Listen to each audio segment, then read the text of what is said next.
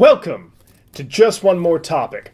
I am Tiborius. I'm Pwn Your Mom X12 Bravo. And I am Cedric the Butcher. And today, we're going to take a little deviation from our normal content of talking about primarily video-based media to bring you a list. What? Everybody loves lists. Yes. We're going to talk about our top 5 party board and card games that we just love doing as a group.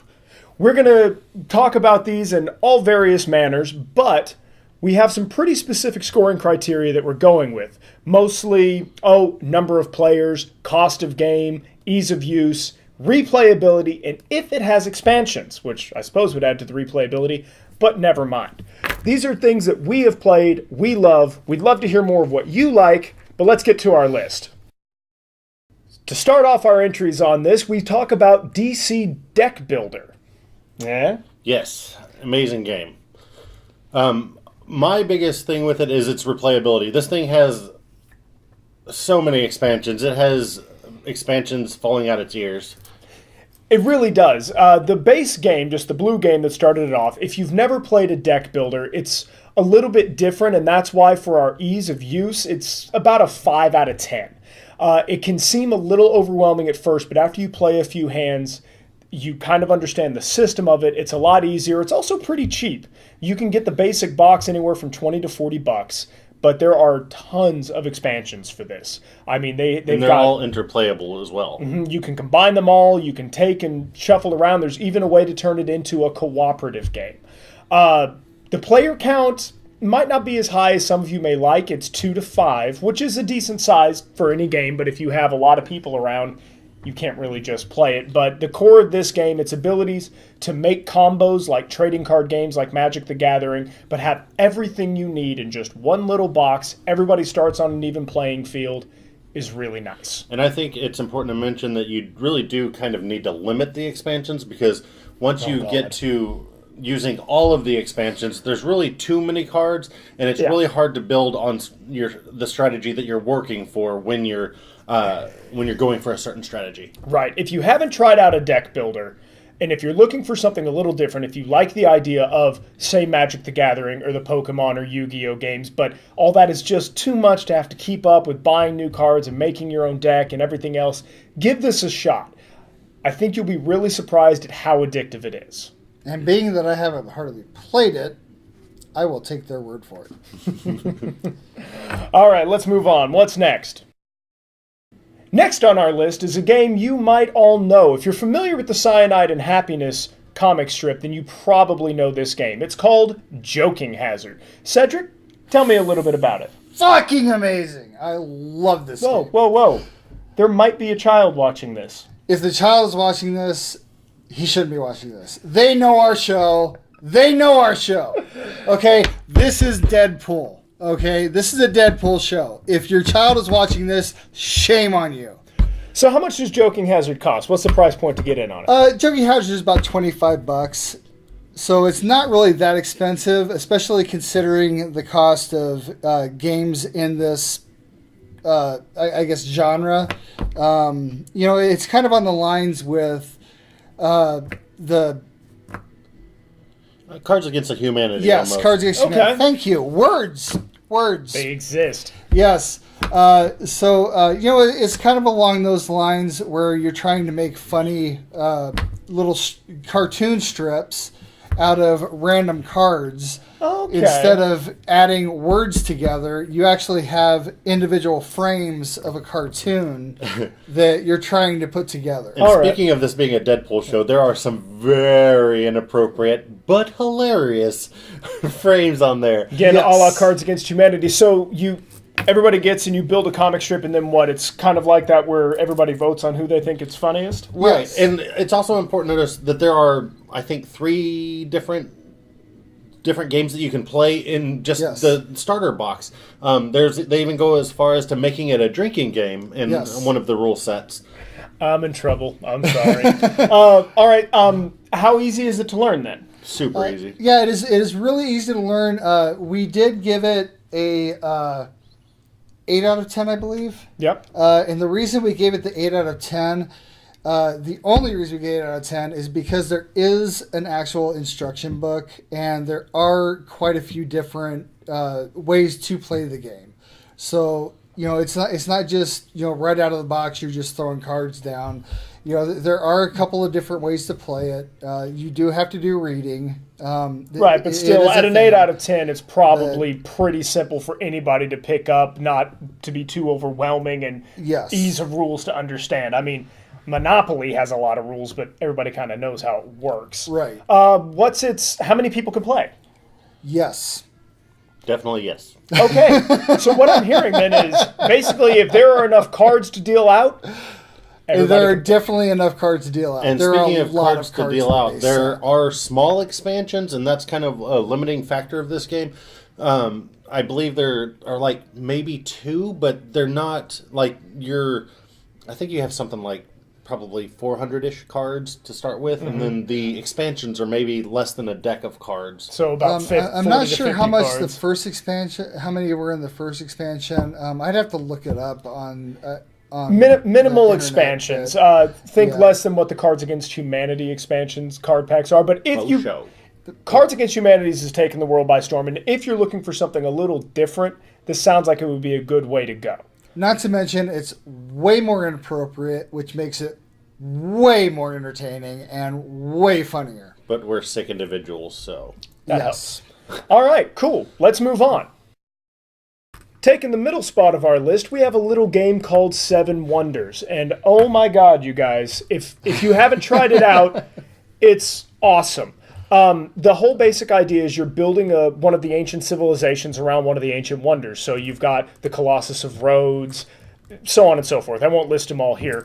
The idea of the game is, we've seen it a lot before, but you have your wonders, and it is primarily played with cards. You build stone quarries or you build science and all that, but everybody gets dealt their cards in an age. You pick what you're going to play your turn, and then you have to pass your hand. This one simple mechanic makes this game addicting because it makes strategizing, you can't just get a fixed strategy and go with it. You can try, but it's always a gamble. Speaking of strategy, and that's one of the things that I like about the game is there are so many strategies, and you got to keep it really close to your chest because if you let people know what your strategy is, when you pass it, people can steal the cards that you need, and I mean they might trash them. Yeah, it is just. I mean, do you want to be a warfare civilization? Do you want to be science based? Do you want to build just touristy type stuff? There's a lot into it, and it's a lot deeper than it really looks.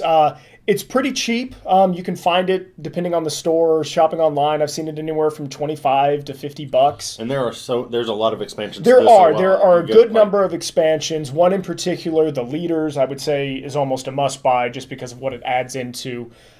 You can have, starting out, it's 2 to 7 players, and that's just about, there's 7 wonders, so. Makes sense. That's one thing I really like about it is that most games you have to have like at least 3 or 4 players. Right. And the fact that you can start out with only 2, but you have that capability of going up to 7, I really like that because most games they limit you like 3 to 6. Right. So, and a lot of games, like when they say 2 to 7, like it's definitely more fun the more people you have. Yes. But 7 Wonders is pretty static. You can have 2 people play the game, and it's still just as fun as having 7 people play. Yes. Right. Yeah, it really is. Just because of the level of interplay that goes on with that, it's ease of use. It's about a 6 out of 10. It is easy, but again, it's one of those at first you're kind of going, what am I doing? There seems to be all these little moving parts, but setup is actually not difficult. The way they have it managed, super easy. And once you kind of walk yourself through a game, you go, oh, let me do that again. I've got an idea. Exactly. There's a lot going on, and so it usually takes about 1 game before you're like, okay, I know what I want to go with here, as far as your strategy goes. And like I said, there's so many strategies that you can play multiple games and use a different strategy every time. In just the vanilla box set of it, I'd say the replayability is probably about a 7.5 out of 10. You can definitely do it, but it probably does lend itself to if you try to spam it too much too soon, you're probably going to kind of go, okay, unless you have the expansions to kind of add stuff in, you're going to kind of run aground with it. But still, 7.5 out of 10, that's a lot of replayability. I mean, there's just... Yeah, you can easily use the game to play 2 or 3 games in a get-together with friends. And I think that goes a long way in the value of the game. Right. Yes. All right, so moving on. All right, we're getting close to that number 1, but for this entry on our list, we're going pretty low tech. It's a game called Liar's Dice. If you've never heard of it, you saw it in the Pirates of the Caribbean movie. Or Red Dead Redemption. Red Dead Redemption, absolutely. This game, it's literally a bluffing game. Everybody has 6 dice in a cup. You shake it, you roll it, you look at what you have, then you start betting how many dice are on the table. Super easy to learn. Somebody eventually goes, you know what? I bet you there's not that many dice on the table. Everybody reveals, whoever's wrong loses a dice, you keep going. Until there's only one person left with dice. Now, price is an issue. And by that, I mean it's not an issue. It literally, you can buy a set of 6 dice at Walmart. It takes D6, $2. Or you can spend all the money. It's literally how many dice do you want? But what about cups? Oh, I didn't think about cups. Oh, I Red think Solo everybody- Cup. Red Solo cups. You're talking like what, $8 for like. And there are- Or 100 just of open your them. cupboard. Oh and my then- gosh. And that my brings us God. into the next thing. It's one of those games you can have as many people as you want. We've done a 20-person marathon with this game, and that Yes. gets wild. It was amazing. You are Be like, I bet there's 300 sixes. Be like, I bet you're wrong. There are 340 sixes. Damn it, I lose. and literally the replayability of this game, it never gets old. We've done everything. We've turned it into a drinking game. I mean, literally all you need is some dice, a cup, and a few minutes. Like, the simplicity of this game, I mean, it is... We have made memories with this Yes. game. I mean, and this is why it's so high on the list for as easy as it is. I mean, just like that huge marathon game, we've had games where it's just 5 or 10. I've broken this game out at family barbecues. Yep. Everybody has a blast on this game, calling other people's bullshit. If we're sitting around discussing what to do, while we're sitting here discussing, going, what should we do to the next topic? We'll randomly start playing Liar's Dice. Okay, it is so easy. It's pick up and go. You can add people in, drop people out. It doesn't matter. Its replayability is off the charts. It's super cheap to get into. You can have as many people as you want. It's a fantastic little just party and social game, and it really brings out the person. My grandmother with Alzheimer's can play this game. She forgets her bet, but... She just calls bullshit, but she's been doing that his whole life. So, And she's usually all right. right. All right, let's get to it then. Here we are, the top of our list. The game that if you said, what do you all like playing in a group when you get together more than anything? Betrayal at House on the Hill.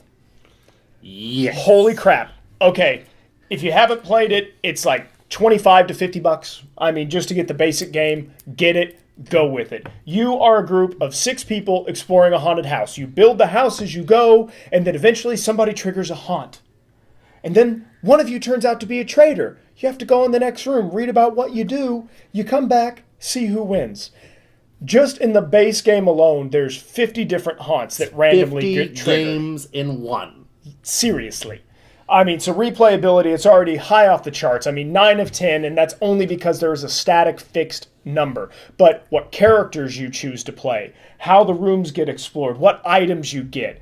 There's so much that can go on that the game has a different flavor every time, especially if you're like us and decide to actually role-play your characters. Yes. Ox don't like pool. And it's important to note that there is an expansion to this game Yes. which adds an additional Additional 50 games. So Not you to have mention new 100 cards. games in one. Now, the ease takes a little bit of a hit. It's a 6 of 10 because, again, there are a lot of moving parts, but it's not... It doesn't feel like a burden because the setup to get going is simple, and then you move. You build the put house it down. as you go. Yeah, you build the house as you go, and everything that kind of pops up in real time. There is some complication when the haunt arises, if it's a more difficult haunt or whatever else, or if it takes a lot of the monsters or anything else to put in, like the tentacle. Or as we Just like to keeping call up it, with the that- Japanese hentai. Just keeping up with that is so And obnoxious. all the rats. But all the rats. you also might notice, and it's 3 to 6 players. Yes. That's you have to have at least 3, and it's only a maximum of 6. You might notice something a little different between our number 1 and number 2 choices. Liar's Dice scored higher in all aspects. So why is Betrayal our number 1 choice? It's a good question, but it's just such an amazing game. The guys who came up with this, and girls, they're geniuses. Like this, if it's just a small get together, you can't beat it for the game. It's its fun factor. It's good at all times. You can throw it out there. Games can be short, can be long. There's always this feeling of never knowing what to do. Say you're a D&D fan and your friends make fun of you for playing D&D. Con them into playing this, and at the end when they love it, I've done this. At the end when they absolutely love the game and want more, you can go, I'm sorry, I didn't think you liked RPGs.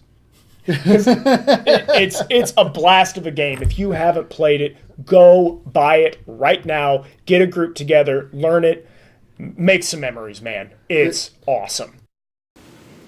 So there's our list. Tell us what you guys think about it. If you haven't tried any of these, give them a play. Let us know if you like them as much as we do. And we are always on looking out for new games. So if there's something that isn't on the list, please leave it in the comments. We would love to play it. Yeah, let us know. We've got to have stuff to try. Not to mention, we have a whole host of games we didn't even talk about that didn't make our top 5, so we might revisit this again just to bring you up on some of the new stuff that we've been playing that's awesome. But, man, that was fun. That was an amazing show. Yeah, if we say so ourselves. So hopefully we'll do some more stuff like this. Make sure to tune in next week. And with that, this has been Just One More Topic. I am Tiborius, and I showed up today. I'm Pwn Your Mom X12 Bravo. I'm sorry I couldn't be better looking. And I am Cedric the Butcher. This veteran is medicated for your protection. Good gaming out there, my friends.